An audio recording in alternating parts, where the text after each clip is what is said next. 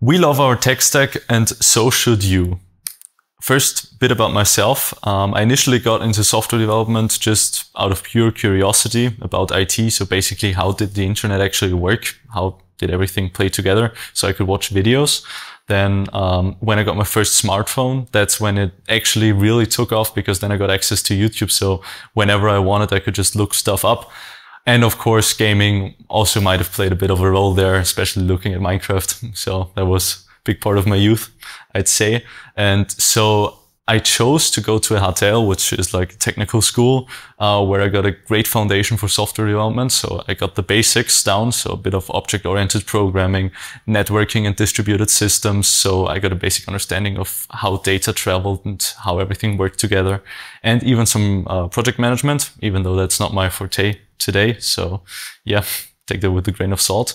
And later, during the HTL, we also started doing our own projects. And that's when I got started with Angular and Express. So basically Node.js backend. So already full stack JavaScript, if you could say so. And when I started working at Dectria, we actually switched over to React and Nest.js. And today I'm very happy with React, especially because I'm mostly front-end dev. And of course, for some side projects, whenever we need it, we will use React Native, for example, for mobile projects. Or if we have more specific requirements, we might also switch to Flutter for some projects. But whenever I travel off and use something else, I always notice that when I get back to JavaScript and TypeScript, my heart really is there. So I love working with these technologies. So at Dectria, I'm a co-founder, and my role is mostly as a tech lead and a front-end developer. Sometimes I also do full stack development, but mostly I try to keep it with front-end dev just to keep the efficiency up. And so we mostly develop web apps and REST APIs. And so over the past years, we've been on a journey, of course, to figure out which technologies work best for us. And I'm glad to say that we're finally happy with the tech stack and the tooling we've got going now. So the thing that we figured out for ourselves is that you and your developers should love your tech stack. It should always help you work faster and also work smarter, not harder. It should allow you to move very fast, switch it up. And it should in no case hinder you or your developers. So it's very important to just choose whatever works for you. But our tech stack is pretty awesome in our opinion, so maybe give it a try and check it out. So before we chose any technologies, we of course had to do some considerations, figure out what works. Because as always, you need the right tool for the job. So you won't be using your tiny electronic screwdriver to fix up your car. And you also need to know how to use the tools, and also your developers, of course, need to know how to use your tools, because if you try to use a screwdriver as a hammer, you won't get very far. So we first had to figure out what our use case actually was. And as I already said, we mostly develop web apps and REST APIs. So we basically just record data and represent it. So we present it to the user. Especially when recording, we need to check some business logic, some business rules, check if everything fits together. And sometimes a few calculations that are usually not that computationally expensive. So, all right, now we had our use case down. So next we had to figure out what our team could actually do. First, could we even achieve our use case? And next, what could we work with? So our team consists of full stack developers, which have mostly experience with JavaScript and TypeScript, some Java and some C#. And we have a few front-end devs, which have mainly experience with Angular and React. All right, so now we had our team down, so we could start selecting technologies that would fit our use case and our team. And there we also had to consider what the community support was. So first of all, how well maintained the technologies and tools that we would use are. And of course, how much community there is behind them, because we don't want to write all the code ourselves. We want to depend on existing libraries, use existing functionality that's also already beta tested and where all the kinks have been figured out. So just to speed the development process up. And of course, we also need these tools and these technologies to be well maintained, because if we start developing now and 6 months down the road, we notice, okay, this project is no longer maintained, the 6 months of work have been nice, but we won't get anywhere, and we'll probably not be able to continue maintaining the project and the technologies that we started building on.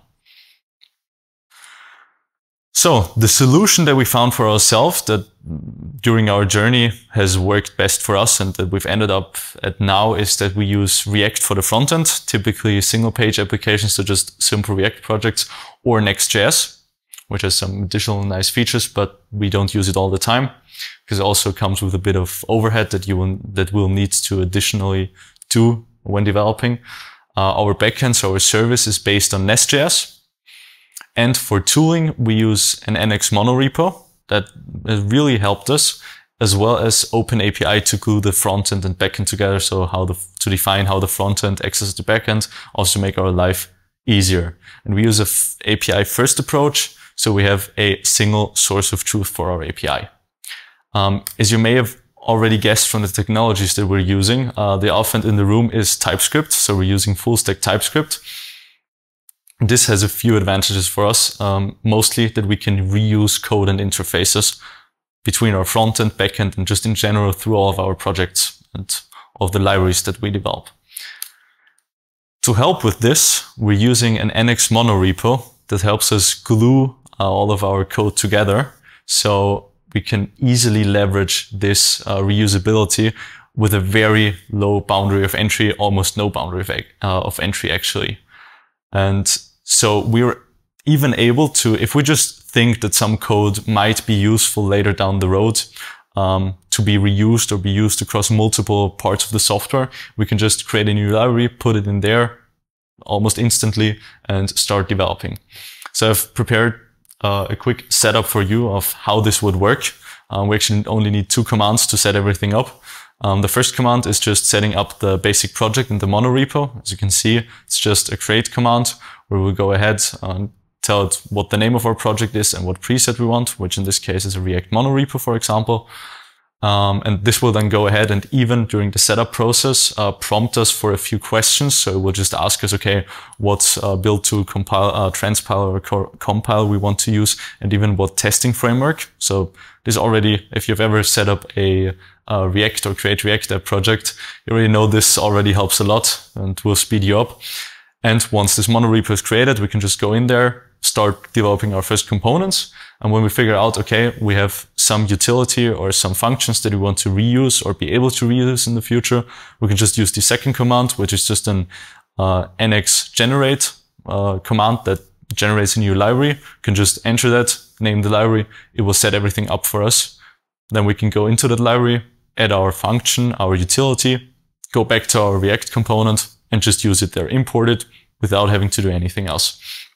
It also comes with a few other creature comforts for our developers or for us in general.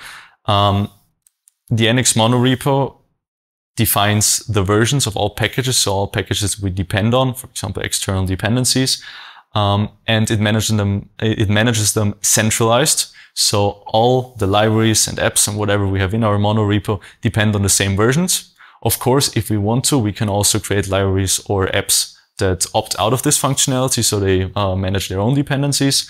But we usually just use the same version that's been working best for us.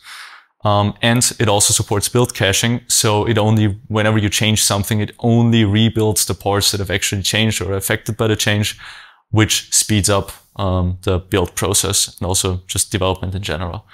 And it even has features for cloud caching. So these builds can be cached inside the cloud, which has the potential to, for very big projects, speed up local development, as well as your CI processes, because they won't have to build everything and can use the cache.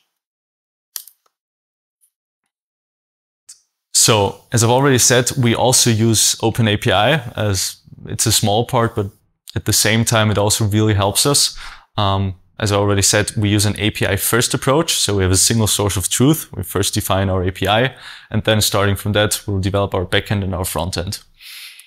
So in addition to just specifying our API and defining it with OpenAPI, we also use a generator to generate a client.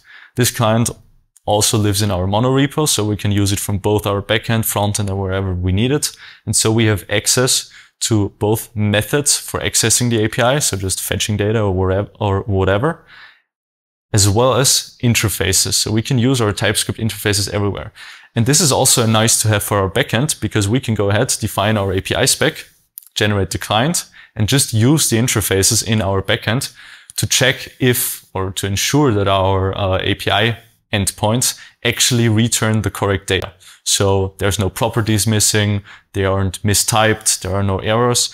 And this is already pretty useful when just creating new endpoints, but it's especially helpful when you extend existing functionality, as well as whenever you're refactoring anything. So for example, you add a property or just change up the response, because you just update your API spec, generate the client, and then your transpiler or ESLint or whatever will highlight all the places where there are errors and where you have to change code. This has already in the past helped us catch bugs before they even occur, and it's made our life much easier when, as I said, extending existing functionality or refactoring code. An honorable mention that has also really helped us access our backend is Techstack query. If you already know Techstack query, this is just going to be a quick rundown, but Techstack query is an awesome utility that really helps you reduce boilerplate and also improve your code structure. Because it takes complete care of the request state management. So for example, you don't have to create your own state for representing the loading state or an error state. It will just do all of that for you. So you can check, is it still loading? Is it fetching data? Is there an error state? What is the error? And is there data? And what's the data? So you can just access it. It has an initial learning curve, especially until you get the concept of it. But once you're in there, which only takes like 1 day if you start developing with it, it really helps you speed it up, because it also does client-side caching, which is really amazing because it allows you to write more independent code. So you don't need a local store, because if in several places inside of your project or inside of your code, you access the same data, for example, your organizations that you have access to, it only sends the API request once, but wherever in your code you access your query, so the data that you fetched, it will just use the cache and not refetch it from your API. It also has cache invalidation. So you can just go ahead and, if you update anything in the API, you can go ahead and tell it, okay, I've, for example, created a new organization. Now my organization query is invalid. So it will then automatically go ahead and refetch that data. And it also supports automatic refetching in the background. I've also prepared a small code example here where you can see we first define a query key. The query key is used to identify the data or the query that you fetched. Then we go ahead and define our query itself, where we will use this query key to tell it, okay, that's the data that we're fetching. We say it's called this, or we're just basically telling it what it is. And then we define a query function, which is just any async call or whatever. Doesn't have to be an API request, but just an async call. And this will then fetch our organizations. In Techstack query, you use mutations to update or to change data. So we then define a create organization mutation. This mutation allows us to create a new organization, as the name implies. And this will then go ahead. We'll once again just define a mutation function. That's once again just any async call. In this case, of course, to an API. And we can also use a onSuccess callback, which is then used or called once the mutation finishes successfully. And in there, we can go ahead and use the query client to invalidate the query key of the fetched organizations. What this will go ahead and do is just invalidate the queries that the organizations query that we fetched. So we'll go ahead and refetch the data and update it anywhere in our project, which is also very useful because the invalidate queries function is async and will wait for all of the queries that match the query key to refetch the data. So this mutation will also only complete once all of the data has been refetched and the state in our frontend is correct again. All right, so this has been a basic overview of our tech stack. Of course, we use other tools and smaller libraries, but these are like the biggest tools, biggest technologies that have helped us speed up our development process. And it works best for us now. Of course, tech is always moving forward. There's always new technologies, new tools coming out, where you will also have to be very careful to not jump on any bandwagon and just go ahead and try everything. So so far this has been working great for us. It might change or be extended in the future. It's helped us accelerate our development process. It also supports best practices because, as I said, the monorepo especially encourages us to write reusable code and actually reuse it. As well as with Techstack, it helps us keep code more compartmentalized, more independent of each other, so it's more reusable as well. And it also allows us to move very fast because we don't have that much development and especially boilerplate code to write ourselves. So we can add and change features very rapidly. And of course, most important for us developers, it also just makes fun to develop that way. So yeah, I hope I could tell you something, maybe you learned something, and maybe give some of the tools or the technologies that we're using a try and figure out if they work for you. It's always important that you figure out what works best for you.